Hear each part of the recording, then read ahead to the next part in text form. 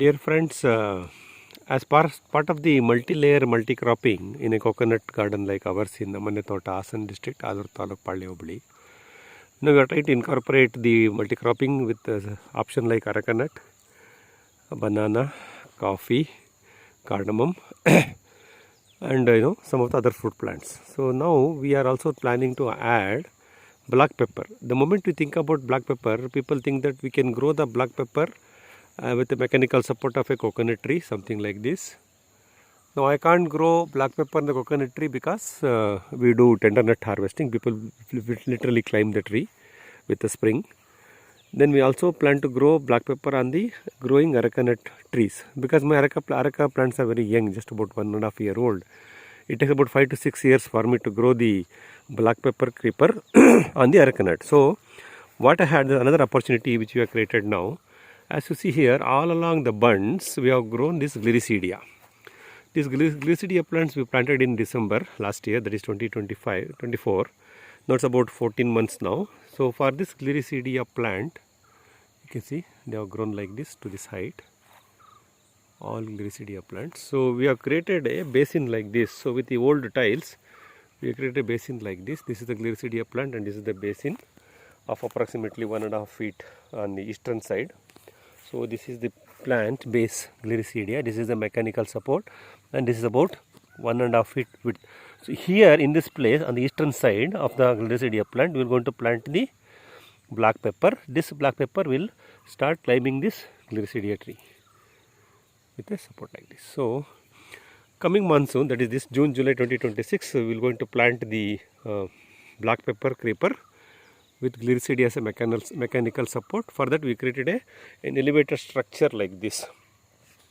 What is the advantage of creating an elevator structure like this with a fresh soil being added here is that the black pepper plant which is planted here will have small white roots, so they will get infected by the root rotting microbes or the negative bacteria. So by creating a raised platform like this and growing black pepper will give them the strength. So our plants, our pepper creeper plants will not get into native soil microbial challenges, negative microbial challenges. So that is the thought process in creating this. You can see here there's so much of boxes being created, filled with fresh soil and the de-oiled cake powder.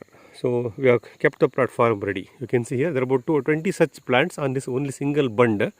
We have identified to plant black pepper. ಮಿತ್ರರೇ, ನಮ್ಮ ತೆಂಗಿನ ತೋಟದಲ್ಲಿ ಬಹುಬೆಳೆ ಬಹುಮಹಡಿ ಪದ್ಧತಿ ಇದನ್ನು ಮಾಡಲಿಕ್ಕೆ ನಾವೇನು ಮಾಡ್ತೀವಿ, ಅಂತರ ಬೆಳೆಗಳಾಗಿ ಅಡಿಕೆ, ಬಾಳೆ, ಕೋಕೋ, ಕಾಫಿ, ಏಲಕ್ಕಿ, ನೆಟ್ ಮೊಗ್ಗು, ಜಾಯಿಕಾಯಿ ಇವೆಲ್ಲವನ್ನು ಜೋಡಿಸ್ತೀವಿ. ಇದೆಲ್ಲವನ್ನು ನಮ್ಮನೆ ತೋಟದಲ್ಲಿ ಮಾಡಿದ್ದೀವಿ ಸಹ. ಇಂದು ಮುಂಜಾನೆ 4ನೇ ಮಾರ್ಚು 2026 ಬುಧವಾರ.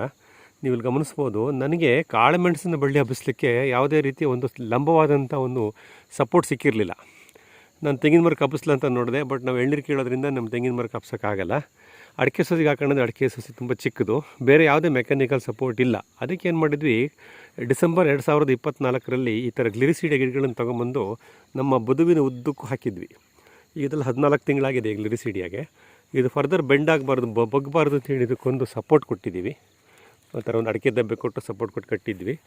ಈಗ ಮೊನ್ನೆ ನಾವು ಬಂದಾಗ ಏನು ಮಾಡಿದ್ವಿ ಅಂದರೆ, ಈ ರೀತಿ ಒಂದು ಬಾಕ್ಸ್ ಮಾಡಿದ್ವಿ ಮಿತ್ರರೇ. ನೋಡಿ, ಹಂಚುಗಳನ್ನು ಉಪಯೋಗಿಸಿ ಈ ಥರ ಬಾಕ್ಸ್ ಮಾಡಿ, ಈ ಬಾಕ್ಸಿನಲ್ಲಿ ನಾವು ಸಾಕಷ್ಟು ಸಾವಯವ ಮಣ್ಣು ಮತ್ತು ಹಿಂಡಿ ಮಿಶ್ರಣ ಎಲ್ಲವನ್ನು ಹಾಕಿ ರೆಡಿ ಮಾಡಿ ಇಟ್ಟಿದ್ದೀವಿ. ಈಗ ಈ ಬಾಕ್ಸಿನ ಅಳತೆ ನೀವು ಗಮನಿಸ್ಬೋದು. ನನ್ನ ಗ್ಲಿರಿಸಿಡಿಯ ಬುಡದಿಂದ ನೋಡಿ, ನಮ್ಮ ಗ್ಲಿರಿಸಿಡಿಯ ಬುಡದಿಂದ ಸುಮಾರು ಒಂದು ಅಡಿ 1.25 ಅಡಿ ಎತ್ತರದಲ್ಲಿದೆ. ಈ ಭಾಗದಲ್ಲಿ ಪೂರ್ವದಲ್ಲಿ ನಾನು ಇಲ್ಲಿ ಕಾಳುಮೆಣಸು ಗಿಡವನ್ನು ನೆಟ್ಟರೆ ಅದು ಹೀಗೆ ನನ್ನ ಗ್ಲಿರಿಸಿಡಿಯ ಕಾಂಡವನ್ನು ಹಬ್ಕೊಂಡು ಸಪೋರ್ಟಿಂಗ್ ಪ್ಲಾಂಟ್ ಥರ ಹೀಗೆ ಬೆಳ್ಕೊಂಡು ಹೋಗುತ್ತೆ. ಇದನ್ನೆಲ್ಲವೂ ನಾವೀಗ ರೆಡಿ ಮಾಡ್ಕೊಂಡಿದ್ದೀವಿ. ಈ ಮುಂದಿನ ಮುಂಗಾರು ಮೊದಲನೇ ಮಳೆ ಬಂದ ತಕ್ಷಣವೇ ನಾವಿದನ್ನು ಮೇ ಜೂನ್ನಲ್ಲಿ ಈ ಭಾಗದಲ್ಲಿ ಕಾಳುಮೆಣಸು ಬಳ್ಳಿಯನ್ನು ನೆಡಲಿಕ್ಕೆ ಒಂದು ವ್ಯವಸ್ಥೆ ಮಾಡ್ಕೊಂಡಿದ್ದೀವಿ. ಸುಮಾರು 20ಕ್ಕೂ ಹೆಚ್ಚು ಗ್ಲಿರಿಸಿಡಿಯ ಗಿಡಗಳನ್ನು ನಾವು ಇಲ್ಲಿ ಬದುವಿನಲ್ಲಿರ್ತಕ್ಕಂಥ ಗ್ಲಿರಿಸಿಡಿಗಳನ್ನು ಐಡೆಂಟಿಫೈ ಮಾಡಿ ಈ ಥರ ಒಂದು ಬಾಕ್ಸ್ ಕ್ರಿಯೇಟ್ ಮಾಡಿಕೊಂಡು ಹೊಸ ಮಣ್ಣನ್ನು ತುಂಬಿ ರೆಡಿ ಮಾಡಿ ಇಟ್ಕೊಂಡಿದ್ದೀವಿ. ಇದು ಕಳೆದ ವಾರ ಇಲ್ಲ ಆದಂಥ ಒಂದು ಯೋಜನೆ. ಸೊ ಇದಕ್ಕೆ ನಾವು ಮುಂದೆ ಕಾಳುಮೆಣಸು ಹಾಕೋ ಯೋಚನೆಯಲ್ಲಿದ್ದೀವಿ.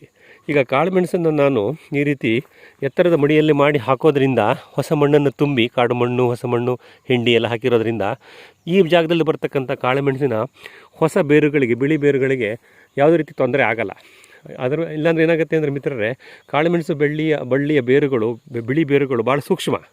ಅವು ಈ ಬೇರುಕೊಳೆ ರೋಗಕ್ಕೆ ತುತ್ತಾಗ್ಬಿಡ್ತವೆ.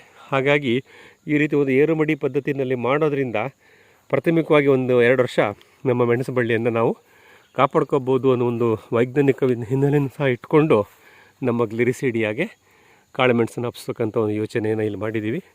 ಮುಂದಿನ ಈ ಮುಂಗಾರಿನ ಆರಂಭದ ದಿನಗಳಲ್ಲಿ ಇದನ್ನು ಇಲ್ಲಿ ನಾಟಿ ಮಾಡೋ ಯೋಜನೆಗಳಿದೆ. ಮುಂದಿನ ವಿಡಿಯೋಗಳು ಇದ್ರ ಬಗ್ಗೆ ಮತ್ತೆ ಹೇಳ್ತಾ ಹೋಗ್ತೀನಿ. ನಿರಂತರವಾಗಿ ನನ್ನ ಜೊತೆ ಜೋಡಿಸ್ಕೊಂಡಿದ್ದಕ್ಕೆ ಧನ್ಯವಾದಗಳು. ನಿಮ್ಮ HR ಮಂಜುನಾಥ್.